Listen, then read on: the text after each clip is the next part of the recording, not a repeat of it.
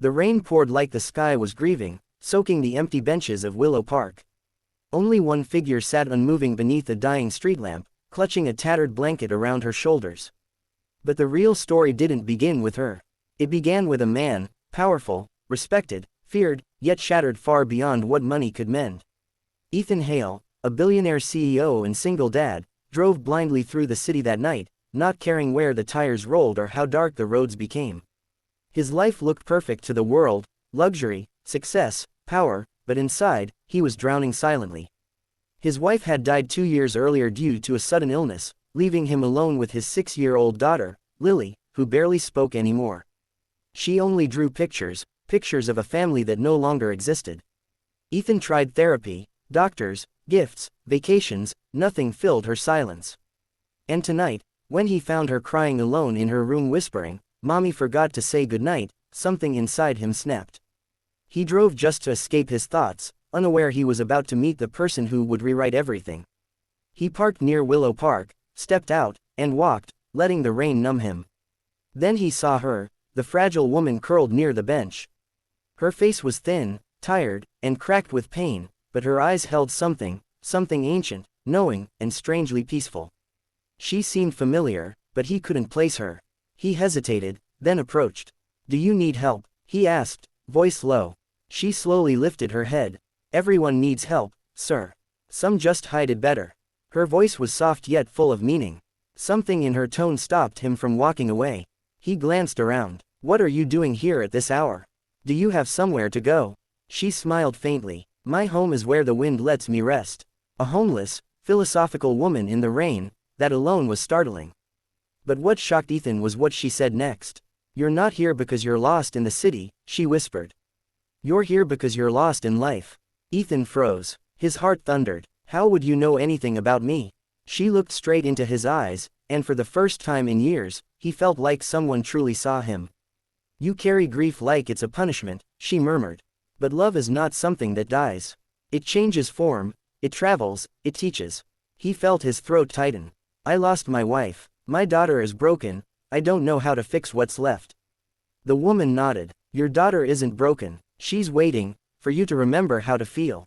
Tears hid in his eyes, disguised by rain. She gently touched the bench. "Sit, speak. Tonight is not an accident." For reasons even he couldn't understand, Ethan sat, pouring out his story, his fear that his daughter was slipping into silent grief, his guilt for burying himself in work, his terror that he was failing as a father. She listened with eyes that didn't pity, only understood. When he finished, she whispered, "Would you like to know a secret? One that will change everything?" He nodded, breathless. She took a trembling breath. "I once had a daughter too." Silence. Heavy, heartbreaking silence. "She was my world," she continued, voice cracking. "But I lost her because I couldn't give her what she needed most, my presence. I chased work, money, perfection, believing success could protect her. But it only distanced her.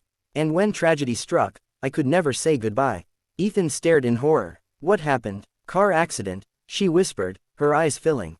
"She died on her way to meet me. She was visiting because I had forgotten her birthday while at a business conference." Ethan's entire soul trembled. "The world thinks homelessness means failure," she continued, "but my real homelessness began when I lost my heart, my child. You still have yours. She still waits for you. Don't make the mistake that ruins a lifetime in one moment." The rain softened as if listening. Then she said the words that burned into his very spirit. "Your daughter doesn't need the world's richest father. She needs the world's warmest one." Ethan broke. His knees shook as tears finally escaped. He whispered, "What do I do?" She smiled gently, tears glistening. "Go home, not just with your body, but with your heart. Start with a story, a hug, and a real goodnight." Ethan stood, trembling. "Let me help you, please. You can stay somewhere safe. I have resources." But she shook her head with peace in her eyes. "I already accomplished what I was meant to tonight." Then she reached for his hand with a tender squeeze. "Save her, and you save you." Ethan hurried back to his car, wanting to return and insist, but when he turned back, she was gone.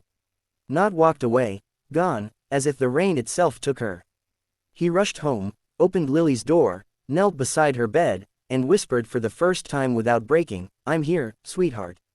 Daddy is really here." Her eyes opened slowly, filled with unheard sadness. He hugged her tightly, tears soaking her hair. I miss mommy too, but I will never let you feel alone again. For the first time in 2 years, Lily whispered, Daddy, can you sleep here with me? Something healed that night, slowly, like dawn after endless rain. Weeks passed, and Ethan changed everything. He cut his work hours, turned a room in his mansion into an art studio for Lily, started cooking breakfasts, walked her to school, told nightly stories. And she slowly began to bloom again. But Ethan never stopped returning to Willow Park, searching for the woman, even hiring people to locate her. No one ever found her. No shelter, no hospital, no records. It was as if she lived only for that moment. Sometimes, when sitting in Lily's art studio, he wondered if the woman was an angel, a reflection of his future self, or simply a broken soul sent to save another. But he never forgot her final words, etched forever inside him. The greatest success is not earning wealth, but giving love before time steals the chance. And from that night forward, he was no longer just a wealthy, powerful CEO. He became something far rarer. A present, loving, healing single dad.